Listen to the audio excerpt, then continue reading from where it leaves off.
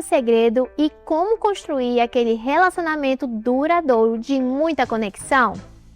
Oi, amiga, pode entrar, fique à vontade que hoje estamos entre amigas. Esse é um vídeo muito especial porque estamos trazendo o nosso quadro Entre Amigas aqui para o nosso canal do YouTube. E nessa conversa vamos falar sobre conexão saudável entre o casal, sobre relacionamento duradouro e como construir esse relacionamento ali no dia a dia. E para isso eu tenho aqui comigo as duas especialistas incríveis para falar desse assunto, a mestre em psicanálise, doutora Paula Queiroz, e a ginecologista e sexóloga, doutora Rayane Pinheiro. Sejam bem-vindas, muito bom ter vocês aqui, que vão nos ajudar a entender mais sobre intimidade e conexão entre o casal. Agora eu quero começar, falando um pouco de vocês, quero entender melhor como é a especialidade. Então, doutora Paula, conta pra gente um pouquinho do seu trabalho na saúde mental, com as mulheres, como tem sido esse trabalho, a sua abordagem. Tudo bom, Bia? Primeiro, uma alegria estar aqui, com esse quadro maravilhoso. Eu desenvolvo aí já quase 10 anos, o trabalho de ajudar mulheres a entender quais são as travas que bloqueiam elas para poder ter um relacionamento saudável. Não mais aquele relacionamento sem conexão, sem reciprocidade. E ao longo desses anos eu ajudei, mais de 5.000 mulheres a desbloquear, quebrar o padrão de relacionamentos ruins, Você, doutora Rayane, o que te motivou a trabalhar com a sexualidade, além da ginecologia, que você já tem a especialidade de ginecologista e foi para a área com a sexualidade, também trazendo essa abordagem, Como foi isso para você? Como foi esse momento? Quando eu decidi ser ginecologista, eu também já decidi ser sexóloga, na verdade. E durante a residência médica de ginecologia, eu já iniciei a pós-graduação em sexualidade humana e quando eu terminei a ginecologia, eu já comecei a sexualidade junto. As mulheres que chegavam no consultório de ginecologia, quando elas tinham alguma abertura, que elas se sentiam verdadeiramente confortáveis, elas traziam as questões sexuais à pauta. E um ginecologista que não consegue abordar isso, ele não está fazendo um tratamento completo, ele não está olhando essa mulher de forma integral. Então, por ter essa visão, eu já comecei a minha prática pautada nesses dois alicerces que se entrelaçam muito. Então, eu queria abrir aqui com uma questão que eu vejo que é muito recorrente, mas que, apesar de parecer algo básico, não é simples de resolver. Ainda é uma questão que é preciso ser levada tanto na psicologia, quanto da terapia sexual, que é a comunicação no casal. Então, ela parece algo muito básico, muito simples, mas não é todo mundo que consegue trazer isso para o seu relacionamento. Às vezes você até acha que está conseguindo, mas tem ali alguma coisinha ali que não está comunicando bem. Então, a primeira pergunta para a gente começar o nosso bate-papo aqui é como os casais eles podem se comunicar melhor sobre as suas necessidades emocionais e íntimas, sem gerar a culpa ou o conflito. Eu acho que a comunicação, ela é a grande chave para um relacionamento saudável, um relacionamento duradouro. É tanto que eu, ao longo da prática clínica, atendendo aí como terapeuta de mulheres e atendo também alguns casais dentro dessa prática, é onde existem os maiores bloqueios. Por quê? Porque, para mim, o primeiro ponto é a falta de autoconhecimento. Se eu não sei o que se passa no meu universo íntimo, como é que eu vou conseguir externalizar para o meu companheiro às vezes uma necessidade emocional, uma demanda sexual, se eu não me conheço. Então, dentro do atendimento, o principal foco, que parece uma coisa bem clichê, é a busca por esse autoconhecimento, para que, uma vez que essa mulher ela compreenda o que se passa dentro dela, ela começar a se permitir expressar quais são essas necessidades. Então, para que exista uma comunicação, você primeiro precisa existir. Saber o que você sente, reconhecer as suas emoções, autorizar suas emoções, todos os seus divertidamente a existirem, para que você possa desenvolver um diálogo. Agora, se você não detém esse autoconhecimento, se você não validou as suas emoções, dificilmente você vai ter uma comunicação eficiente. Por quê? Porque eu acho que ou que eu estou sentindo é bobagem, ou eu acho que o que eu estou sentindo não cabe ali naquele momento. Logo, como é que eu vou defender essa minha emoção? Para que eu possa comunicar, né, de maneira eficiente. O fundamento de uma relação saudável, Bia, é eu poder expressar o que eu estou sentindo, não através da minha criança ferida, com birra, com joguinho, mas com a mulher que defende as suas emoções, né, sem ir para o embate. Então eu sempre digo que a gente pode comunicar qualquer coisa dentro de um relacionamento, agora é como comunica. Se eu chego para o outro e digo, você não gosta mais de mim, ou então você não liga para mim, é uma coisa. Outra coisa é eu pegar e dizer, meu amor, eu me sinto desconfortável quando eu vejo você passando muito tempo no telefone. Eu sinto que ainda tem isso, né? Ainda tem esse outro momento do outro também conseguir te ouvir, não relevar aquele sentimento, né? Tipo, não, tá ficando louca, né? É o que a gente ouve muito. Mas é bacana quando a mulher, ela toma pra si, ela entende que ela tem aquele sentimento para defender e também para mostrar pro outro essa abertura de entender os sentimentos dele e mostrar que existe essa troca, né? Por isso que é tão importante o casal buscar por isso, porque aí não fica só uma pessoa ali mostrando, tentando. É importante, assim, vocês falaram, acho que 2 pontos que eu enxergo muito fundamentais.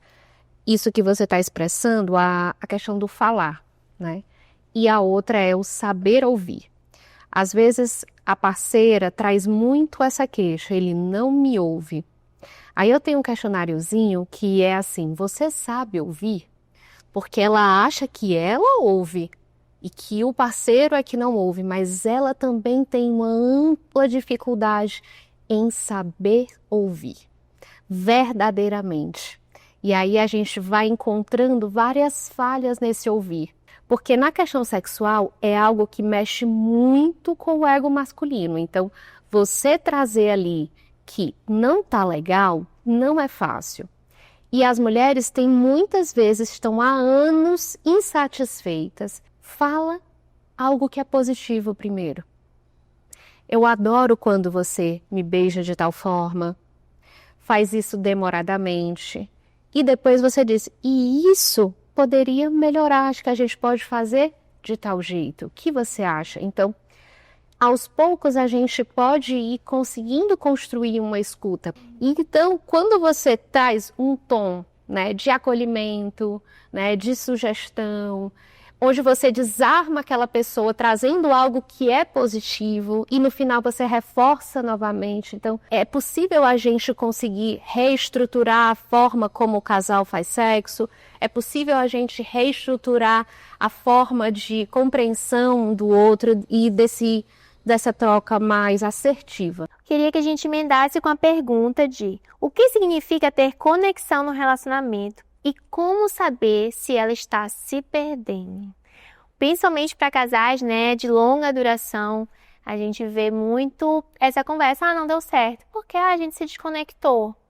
Mas como é que funciona, né? Como é que começa? Quais sinais que são dados, né? Se existem esses sinais que você já pode perceber para você prevenir. Essa coisa da conexão, eu acho assim, é a força motriz do relacionamento. É você sentir, para mim o que é conexão? É um olhar para o outro, enquanto casal. E conexão para mim é que nem essa planta aqui. Por exemplo, ela tá hoje aqui verdinha, tá bonitinha, só que se eu ficar uns 3 ou 4 dias sem olhar para ela, o que vai acontecer? Vai murchar, as folhas vão começar a ficar amareladas. Se eu ficar uma semana sem olhar para ela, ela vai cada vez definhar mais. Eu defendo arduamente que eu não acredito que relacionamento acaba do nada. Sempre que chega uma paciente ou nas mentorias, enfim, dizendo, meu casamento acabou do nada. Isso não aconteceu. Essa planta, ela vai precisar de dias para ela definhar. E relacionamento é assim. Um dos dois, ou às vezes, na maioria dos casos, os dois se desconectaram, foram se negligenciando a relação para que essa desconexão fosse acontecendo. Então, é o celular que começou a tomar o lugar do diálogo, são as conexões externas que começaram a adentrar naquela relação, é a rede social, é aquela curtidazinha inofensiva, às vezes que parece, mas você está trazendo estímulos externos em busca de dopamina para dentro dessa relação. Você começar a priorizar outras pessoas em detrimento a tua plantinha, que é o teu relacionamento, você começar a desvalorizar o seu parceiro, o tempo de qualidade, enfim, tudo isso é a nutrição que a relação precisa. Relacionamentos muito longos, eles vão caindo no que vocês falaram, que é da plantinha, né? É como se estivesse garantido. Quando você está paquerando, você tá ali se esforçando, tá melhorando seu jogo, né? Tá comprando ali uma lingerie nova para levar, porque você vai sair, você vai ter um date, né? E eu tenho uma amiga que ela tem um truque de levar a calcinha do date dentro da bolsa, que é para ela ficar confortável. E aí, quando for, se realmente for usar, né, essa calcinha, aí ela já tá ali guardada na bolsa dela. Então, tem todo esse esforço, né? Esse caminho que a gente faz na paquera. Agora, quando a gente está no relacionamento, é como se, não, já tenho o meu, tá garantido. Eu sempre costumo dizer que estar no relacionamento longo ou estar casada, né, institucionalmente, é uma escolha diária. Todos os dias você escolhe estar com aquela pessoa. E você precisa querer escolher, porque todos os dias a gente tem milhares de outras opções, mas você precisa escolher continuar ali. Então, esse é o ponto-chave. Em relação à sexualidade, existe uma questão que se chama a mudança do desejo ao longo do tempo de relacionamento.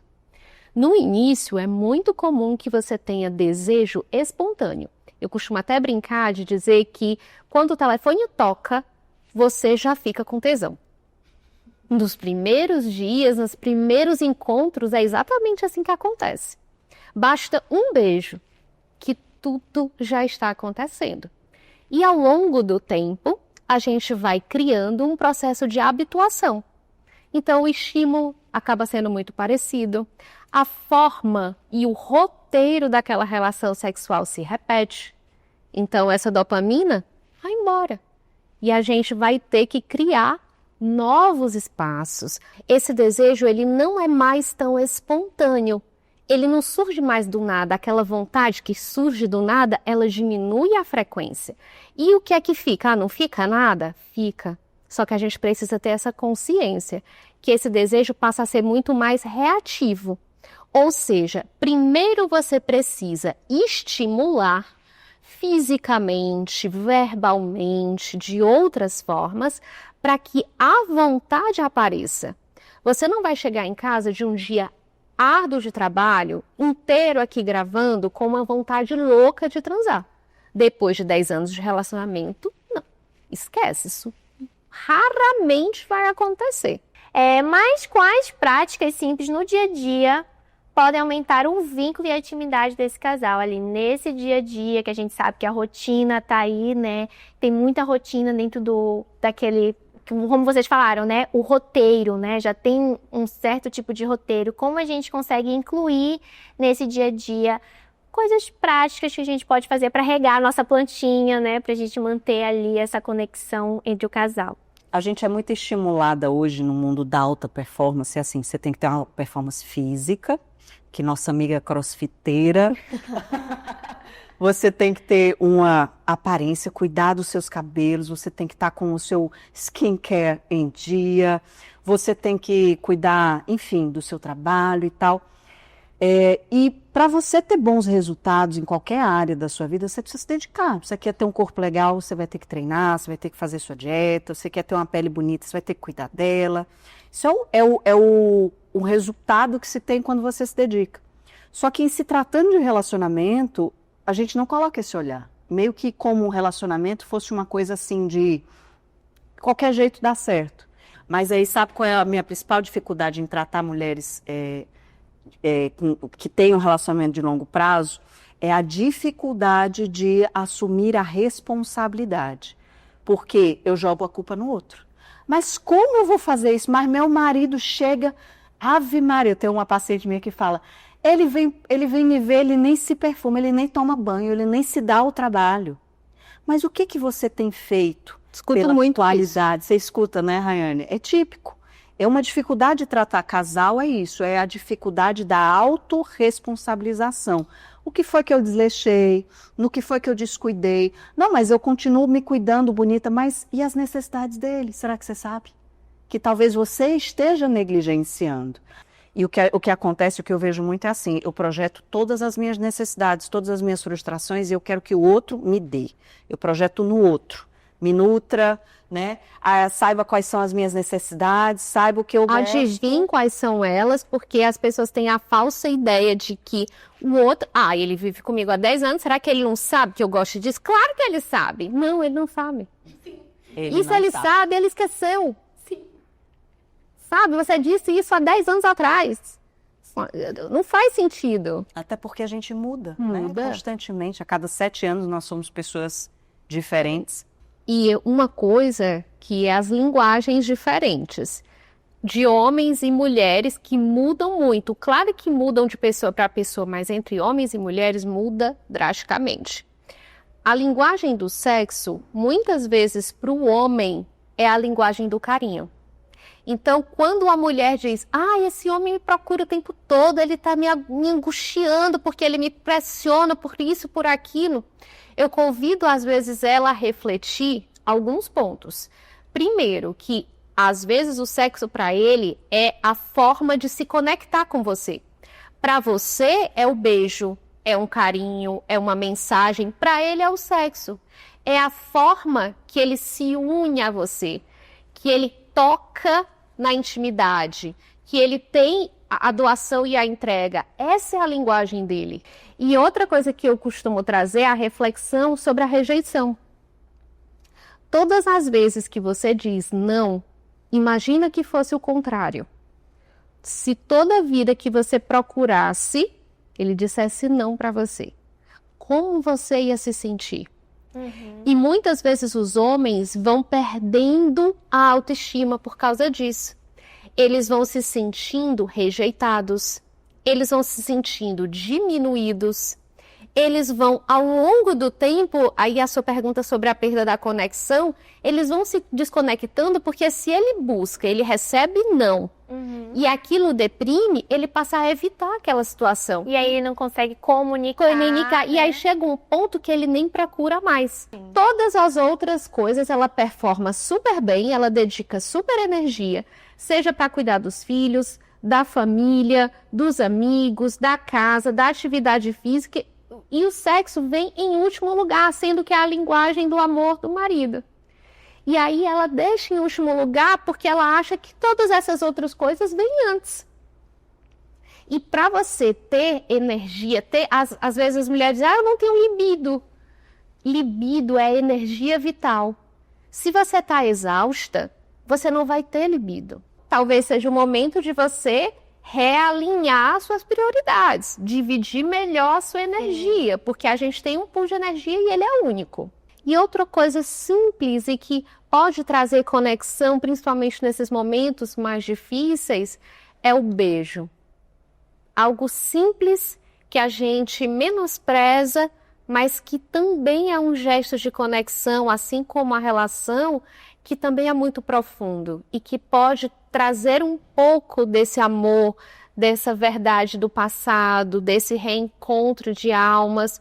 E existe um cientista muito famoso de relacionamentos, que é o John Gottman, que ele diz que o beijo de 6 segundos, um beijo de 6 segundos todos os dias, com presença, traz vários benefícios para a relação de reconexão, de melhora desse afeto e dessa comunicação, de diminuição de conflitos. Então, estar ali por 6 segundos realmente presente, fazendo com que aquele beijo não seja só um oi, um tchau, e realmente seja ali o momento de encontro dessas pessoas, pode ser simples, mas muito efetivo.